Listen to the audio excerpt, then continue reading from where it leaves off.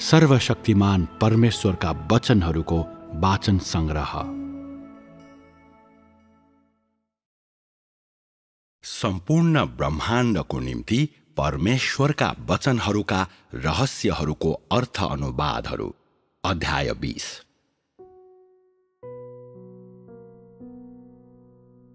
परमेश्वरले सबै मानव जातिको सृष्टि गर्नुभयो र तिनीहरूलाई आजको दिनसम्म डोर्याएर ल्याउनु भएको छ। तसर्थ मानिसको बीचमा हुने सबै कुरा परमेश्वरलाई थाहा छ। उहाँले मानिसको संसारको तिक्तताबारे जान्नुहुन्छ, मानिसको संसारको मिठासबारे बुझ्नुहुन्छ। त्यसकारण हरेक दिन उहाँले सबै मानव जातिको जीवनका अवस्थाहरूबारे व्याख्या गर्नुहुन्छ अनि तिनीहरूका कमजोरी र भ्रष्टतालाई निराकरण गर्नुहुन्छ। सबै मानव जाति अतल कुण्डमा फ्याँकिउन् भन्ने परमेश्वरको इच्छा छैन, वा सम्पूर्ण मानव जातिले मुक्ति पाउन् भन्ने उहाँको इच्छा छ। परमेश्वरका कार्यहरू पछाडि सधैँ नै सिद्धान्त हुन्छ, तैपनि उहाँले गर्नुहुने सबै कुराका नियमहरूलाई कसैले पनि बुझ्न सक्दैन। जब मानिसहरूलाई परमेश्वरको प्रताप र क्रोधबारे थाहा हुन्छ, उहाँले तुरुन्तै आफ्नो शैलीलाई कृपा र प्रेमको शैलीमा बदल्नुहुन्छ। तर जब मानिसहरूले परमेश्वरको कृपा र प्रेमलाई जान्न पुग्छन्, तब उहाँले आफ्नो शैलीलाई फेरि तुरुन्तै बदल्नुहुन्छ र उहाँका वचनहरू खान कठिन तुल्याउनुहुन्छ, मानौ ती जिउँदा कुखुरा हुन्। परमेश्वरका सबै वचनमा सुरुवातलाई कहिल्यै पनि दोहोर्याइएको छैन र उहाँका कुनै पनि वचन हिजोका वाणीहरूको सिद्धान्त अनुसार बोलिएको छैन। शैली समेत उस्तै छैन र विषय वस्तुमा कुनै सम्बन्ध छैन। यी सबै कुराले मानिसहरूलाई अझै चकित तुल्याउँछन्। परमेश्वरको बुद्धि र उहाँको स्वभावको प्रकाश यही हो। उहाँले मानिसहरूका धारणाहरूलाई छरपष्ट पार्न, उहाँका कार्यहरूमा विष हाल्ने शैतानको मौका खोज्दै शैतानलाई अन्योलमा पार्न आफ्नो बोल्ने शैली र तरिका प्रयोग गर्नुहुन्छ। परमेश्वरका कार्यहरूको आश्चर्यपनले मानिसहरूको मनलाई परमेश्वरका वचनहरूको वरिपरि घुम्ने तुल्याउँछ। तिनीहरूलाई आफ्नै घरको मूल ढोका पत्ता लगाउन पनि हम्मे पर्छ र तिनीहरूलाई आफूले कहिले खाने वा विश्राम गर्ने भन्ने पनि थाहा हुँदैन। यसरी परमेश्वरको लागि समर्पित हुन निन्द्रा र खाना त्याग्ने कार्य साँचो रूपमा हासिल गरिन्छ। तैपनि यस बिन्दुमा समेत परमेश्वर वर्तमान परिस्थितिहरूप्रति असन्तुष्ट नै रहनुहुन्छ र मानिससँग सधैँ रिसाएको अवस्थामा नै रहनुहुन्छ। यसरी उसलाई उसको साँचो हृदय प्रस्तुत गर्न बाध्य पार्नुहुन्छ। नत्र परमेश्वरले अलिकति कोमलता देखाउने बित्तिकै मानिसहरूले तुरुन्तै आज्ञा पालन गर्छन् र लापरवाही बन्छन्। मानिसको नीचपन यही हो। उसलाई हल्कासँग छोड्नु हुँदैन, बरु उसलाई अघि बढाउनको लागि कुट्ने वा घिस्याउने गर्नै पर्छ। मैले नियाल्ने सबै मध्ये कसैले पनि मलाई जानी र प्रत्यक्ष रूपमा खोजी गरेको छैन। तिनीहरू सबै अरूले कर गरेको कारण म कहाँ आउँछन्, बहुसंख्यकलाई पछ्याउँछन् अनि तिनीहरू आफ्नो जीवनलाई समृद्ध तुल्याउन, मूल्य चुकाउन वा समय बिताउन अनिच्छुक छन्। पृथ्वीका सबैका परिस्थितिहरू यस्तै छन्। तसर्थ प्रेरितहरू वा अगुवाहरूको कार्य बिना सबै मानिस धेरै पहिले नै छरपष्ट भइसकेका हुने थिए। त्यसकारण युगौं युगसम्म कहिल्यै पनि प्रेरित र अगमवक्ताहरूको कमी भएको छैन। यी वाणीहरूमा परमेश्वरले सबै मानव जातिको जीवनका अवस्थाहरूलाई सारांश गर्ने कार्यलाई विशेष ध्यान दिनुभएको छ। निम्न लगायतका वचनहरू यस्तै प्रकारका वचन हुन्। मानिसको जीवनमा अलिकति पनि न्यानोपन छैन र उसमा मानवता वा ज्योतिको अलिकति पनि छाप छैन। तैपनि केही पनि हासिल नगरिकन दौडधुप गर्दै मूल्यहीन जीवनकाल बिताउँदै ऊ सधैँ आफैमा लुप्त हुन्छ। आँखा झिमिक्क गर्दा मृत्युको दिन नजिक आइपुग्छ र मानिस तितो मृत्यु मर्छ। परमेश्वरले आजको दिनसम्म मानव जातिको अस्तित्वलाई अगुवाई गर्नुभएको छ। तैपनि किन मानिसको संसारमा जीवनको रिक्ततालाई पनि प्रकट गर्नुहुन्छ त? अनि किन उहाँले सबै मानिसको सम्पूर्ण जीवनलाई ऊ हतारमा आउँछ र हतारमा जान्छ भनेर व्याख्या गर्नुहुन्छ त? के भन्न सकिन्छ भने यी सबै परमेश्वरका योजना हुन्, यी सबै परमेश्वरले तोक्नु भएका कुरा हुन्। त्यसकारण अर्को हिसाबमा यसले परमेश्वरले कसरी ईश्वरीयताको जीवन बाहेक सबैलाई घृणा गर्नुहुन्छ भन्ने कुरालाई प्रतिबिम्बित गर्छ। परमेश्वरले नै सबै मानव जातिलाई सृष्टि गर्नुभएको भए पनि उहाँ सबै मानव जातिको जीवनप्रति कहिल्यै प्रसन्न हुनुभएको छैन। त्यसकारण उहाँले मानव जातिलाई शैतानको भ्रष्टतामा मात्रै जिउन दिनुहुन्छ। मानव जाति यो प्रक्रियाबाट गुज्रेपछि उहाँले मानव जातिलाई कि त नष्ट गर्नुहुनेछ कि त मुक्ति दिनुहुनेछ। तसर्थ मानव जातिले पृथ्वीमा एउटा जीवन हासिल गर्नेछ जुन रित्तो हुँदैन। यी सबै परमेश्वरको योजनाका भाग हुन्। त्यसकारण मानिसको चेतनामा जहिल्यै पनि एउटा कामना हुन्छ जसले गर्दा व्यक्ति खुसी साथ निर्दोष रूपमा मर्न तयार हुन्छ। तर यो कामना हासिल गर्नेहरू भनेका आखिरी दिनहरूका मानिसहरू मात्रै हुन्। आज मानिसहरू अझै पनि अपरिवर्तनीय रिक्ततामा जिउँछन् र तिनीहरू अझै पनि अदृश्य कामनाको प्रतीक्षा गर्छन्। जब म मेरा हातले मेरो अनुहार छोप्छु र मानिसहरूलाई भूमि भन्दा मुनि थिच्छु, तिनीहरू तुरुन्तै सास फेर्न असमर्थ हुन्छन् र जसोतसो बाँच्छन्। मैले तिनीहरूलाई नष्ट गर्नेछु भनेर डरले थरथर काम्दै तिनीहरू सबैले मलाई पुकारछन्, किनभने तिनीहरू सबैले मैले महिमा प्राप्त गर्ने दिनलाई देख्न चाहन्छन्। सबै मानिसका परिस्थितिहरू यस्तै हुन्छन्। तिनीहरू सबै अक्सिजन रहित शून्यतामा जिउँछन्, जसले गर्दा तिनीहरूलाई सास फेर्न कठिन हुन्छ। परमेश्वरले सबै मानव जातिको अस्तित्वलाई आड दिन तिनीहरूको चेतनाको कामना प्रयोग गर्नुहुन्छ, नत्र सबैजना घर छोडेर भिक्षु बन्ने थिए, जसको परिणाम स्वरूप मानव जाति लोप हुने थिए र तिनीहरूको अस्तित्व समाप्त हुने थियो। यसर्थ परमेश्वरले मानिसलाई दिनुभएको प्रतिज्ञाको कारण मानिस आजसम्म बाँचेको छ। सत्यता यही हो। तर मानिसले कहिल्यै पनि यो नियम पत्ता लगाएको छैन।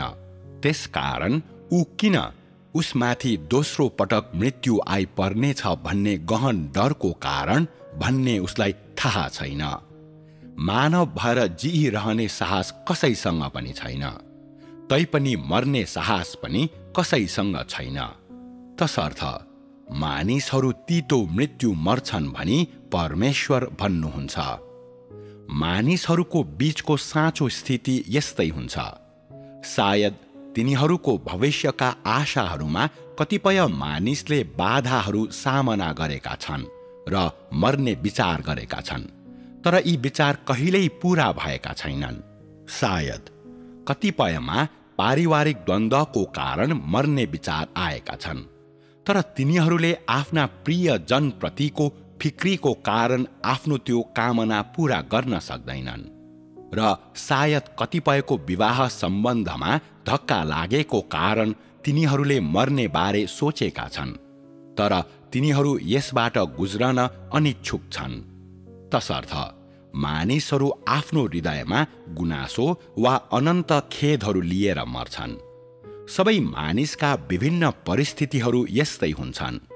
मानिसको बृहत संसारलाई निहाल्दा मानिसहरू अन्त्यहीन प्रवाहमा आउँछन् र जान्छन्, अनि जिउनुमा भन्दा मर्नुमा अझै बढी आनन्द छ भन्ने तिनीहरूलाई लागे पनि तिनीहरूले अझै पनि ओठे सेवा मात्र गर्छन् र कोही पनि मरेर फेरि फर्केर आई जीवितहरूलाई मृत्युको आनन्द कसरी लिने भनेर बताउँदै उदाहरण भएर बाँचेका छैनन्। मानिसहरू घृणास्पद थोक हुन्। तिनीहरूमा कुनै लाज वा आत्मसम्मान छैन र तिनीहरू सधैँ आफ्नो वचन पूरा गर्न असफल हुन्छन्। परमेश्वरले आफ्नो योजनामा उहाँको प्रतिज्ञा प्राप्त गर्ने मानिसहरूको समूहलाई पूर्व नियुक्ति गर्नुभएको छ। तसर्थ परमेश्वर भन्नुहुन्छ, धेरै आत्माहरू शरीरमा जिए र धेरै मरेका छन् र यस पृथ्वीमा पुनः जन्मेका छन्, तथापि तिनीहरूमध्ये कसैले पनि राज्यका आशिषहरूको आनन्द लिने मौका पाएका छैनन्। आज राज्यका आशिषहरू प्राप्त गर्ने सबैलाई परमेश्वरले संसारको सृष्टि गर्दा नै पूर्व निर्धारित गर्नुभएको हो। परमेश्वरले यी आत्माहरूलाई आखिरी दिनहरूको दौडान देहमा जिउने प्रबन्ध गर्नुभयो र अन्त्यमा परमेश्वरले मानिसहरूको यो समूहलाई प्राप्त गर्नुहुनेछ र तिनीहरूलाई सिनिममा रहने बन्दोबस्त मिलाउनुहुनेछ। मुख्यतः यी मानिसहरूका आत्मा स्वर्गदूतहरू हुन्। त्यसकारण परमेश्वर भन्नुहुन्छ, के वास्तवमा मानिसको आत्मामा मेरो कुनै पनि चिन्ह छैन? वास्तवमा जब मानिसहरू देहमा जिउँछन् तिनीहरू आत्मिक क्षेत्रका कामकाजबारे अनजान रहन्छन्। मानिसले मतर्फ सावधानीपूर्वक नजर लाउँछ भन्ने यी सरल शब्दहरूबाट परमेश्वरको मनस्थितिलाई देख्न सकिन्छ। यी सरल शब्दहरूमा परमेश्वरको जटिल मानसिकतालाई व्यक्त गरिन्छ। सृष्टिको समयदेखि अहिलेसम्म परमेश्वरको हृदयमा सधैँ क्रोध र न्यायसहितको शोक रहिआएको छ, किनभने पृथ्वीका मानिसहरू परमेश्वरको इच्छालाई ध्यान दिन नसक्ने अवस्थामा छन्। जुन कुरा परमेश्वरले भन्नुभएको यो वचन जस्तै छ, मानिस पहाडमा बस्ने जङ्गली जस्तो छ। तैपनि परमेश्वरले यसो पनि भन्नुहुन्छ, त्यो दिन आउने छ जब मानिस शक्तिशाली समुद्रको बीचबाट मेरो छेउमा पौडन्छ, ताकि उसले पृथ्वीका सबै सम्पत्तिको आनन्द लिन सकोस् र समुद्रद्वारा निलिने खतरालाई पछाडि छाडोस्। यो परमेश्वरको इच्छा हासिल हुनु हो र यसलाई अपरिहार्य प्रवृत्तिको रूपमा पनि व्याख्या गर्न सकिन्छ र यो परमेश्वरको काम पूरा हुनुको प्रतीक हो। जब राज्य पूर्ण रूपमा पृथ्वीमा झर्छ, सबै मानिसले आफ्नो मूल समानता पुनः प्राप्त गर्नेछन्। यसैले परमेश्वर भन्नुहुन्छ, म मेरो सिंहासनमाथि आनन्द लिन्छु र म ताराहरूका माझ बस्छु। स्वर्गदूतहरूले मलाई नयाँ गीतहरू र नयाँ नाचहरू अर्पण गर्छन्। तिनीहरूका अनुहारमा तब उसो तिनीहरूको आफ्नै नाजुकताले आँसु बगाउँदैनन्। तब उसो मेरो अगाडि स्वर्गदूतहरूको रोदनको आवाज म सुन्दिन र कसैले पनि मसँग कठिनाइको गुनासो गर्दैन। यसले यही देखाउँछ कि जुन दिन परमेश्वरले पूर्ण महिमा प्राप्त गर्नुहुन्छ, त्यही दिन मानिसले आफ्नो आरामको आनन्द लिन्छ। अब उसो मानिसहरू शैतानको बाधाको कारण हतार गर्दैनन्। संसारले अगाडि प्रगति गर्न छोड्नेछ र मानिसहरू आराममा जिउँछन्, किनकि आकाशका असंख्य ताराहरू नवीकरण हुन्छन् अनि सूर्य, चन्द्र, ताराहरू आदि अनि आकाश र पृथ्वीमा भएका सबै पर्वत र खोला परिवर्तन हुन्छन्। अनि मानिस परिवर्तन भएको र परमेश्वर परिवर्तन हुनुभएको कारण सबै थोक पनि परिवर्तन हुनेछन्। परमेश्वरको व्यवस्थापन योजनाको आखिरी उद्देश्य यही हो र अन्तमा यही कुरा नै हासिल गरिनेछ। परमेश्वरले यी सबै वचन बोल्नुको उद्देश्य मुख्य रूपमा मानिसले उहाँलाई चिनोस् भन्ने नै हो। मानिसहरूले परमेश्वरका प्रशासनिक आदेशहरूलाई बुझ्दैनन्। परमेश्वरले गर्नुहुने सबै कुरा उहाँ स्वयंले योजनाबद्ध र बन्दोबस्त गर्नुभएको हो। र उहाँले कसैलाई पनि हस्तक्षेप गर्न दिनुहुन्न। बरु उहाँले मानिसहरूलाई सबै कुरा उहाँले नै बन्दोबस्त गर्नुभएको हो र त्यसलाई मानिसले परिवर्तन गर्न सक्दैन भनेर देखाउनुहुन्छ। मानिसले यस कुरालाई देख्न सके पनि वा कल्पना गर्न कठिन भए पनि सबै कुरालाई परमेश्वरले मात्रै नियन्त्रण गर्नुहुन्छ र परमेश्वर मानव विचारबाट अलिकति पनि कलङ्कित हुन चाहनुहुन्न। यस कार्यमा अलिकति पनि सहभागी हुने कसैलाई पनि परमेश्वरले अवश्य नै क्षमा गर्नुहुने छैन। परमेश्वर मानिसप्रति डाहा गर्ने परमेश्वर हुनुहुन्छ र यस हिसाबमा परमेश्वरका आत्मा खास रूपमा संवेदनशील हुनुहुन्छ भन्ने देखिन्छ। यसर्थ जोसँग हस्तक्षेप गर्ने थोरै अभिप्राय छ उसलाई परमेश्वरका विनाशक ज्वालाहरूले तुरुन्तै जलाउँछन् र आगोमा खरानी पार्छन्। परमेश्वरले मानिसहरूलाई आफूलाई जसरी मन लाग्यो त्यसरी आफ्ना वरदानहरू देखाउने अनुमति दिनुहुन्न, किनभने वरदान प्राप्त सबै मानिस जीवन रहित हुन्छन्। यी तथाकथित वरदानहरूले परमेश्वरको सेवा मात्रै गर्छन् र ती शैतानबाट आएका हुन्छन्। यस कुरालाई नत्याग्ने मानिसहरूलाई परमेश्वरले विशेष रूपमा घृणा गर्नुहुन्छ। तैपनि जीवन नभएका मानिसहरूले नै परमेश्वरको काममा सहभागिता जनाउने सम्भावना हुन्छ। यसको साथै तिनीहरूको सहभागितालाई अरूले पत्ता लगाउन सकेका हुँदैनन्, किनभने यसलाई तिनीहरूका वरदानहरूले ढाकेका हुन्छन्। युगौं युगसम्म वरदान प्राप्त गरेकाहरू कहिल्यै पनि दरिलो गरी खडा हुन सकेका छैनन्, किनभने तिनीहरू जीवन रहित हुन्छन् र तिनीहरूमा प्रतिरोधको कुनै पनि शक्ति हुँदैन। त्यसकारण परमेश्वर भन्नुहुन्छ, यदि मैले स्पष्ट रूपमा बोलिन भने मानिस कहिल्यै पनि होसमा आउने छैन र अन्जानमा मेरो सजायमा पर्नेछ, किनभने मानिसले मेरो देहमा रहेको मलाई चिन्दैन। सबै देह र रगत परमेश्वरकै अगुवाईमा हुन्छन्, तैपनि ती शैतानको बन्धनमा पनि बाँच्छन्। त्यसकारण एक अर्कासँग मानिसहरूको सम्बन्ध कहिल्यै पनि सामान्य रहेको छैन, चाहे त्यो अभिलाषा वा अत्यन्तै घनिष्ठताको कारण या त तिनीहरूको वातावरणका बन्दोबस्तहरूको कारण नै किन नहोस्। त्यस्ता असामान्य सम्बन्धहरूलाई नै परमेश्वरले सबैभन्दा बढी घृणा गर्नुहुन्छ। तसर्थ त्यस्ता सम्बन्धहरूको कारणले गर्दा नै निम्न लगायतका वचनहरू परमेश्वरको मुखबाट आउँछन्। म जीवनले भरिपूर्ण जीवित प्राणीहरू चाहन्छु, मृत्युमा जाकिएका लासहरू होइन। म राज्यको टेबलमा बसेको हुनाले पृथ्वीका सबै मानिसलाई मेरो निरीक्षण ग्रहण गर्न लगाउनेछु।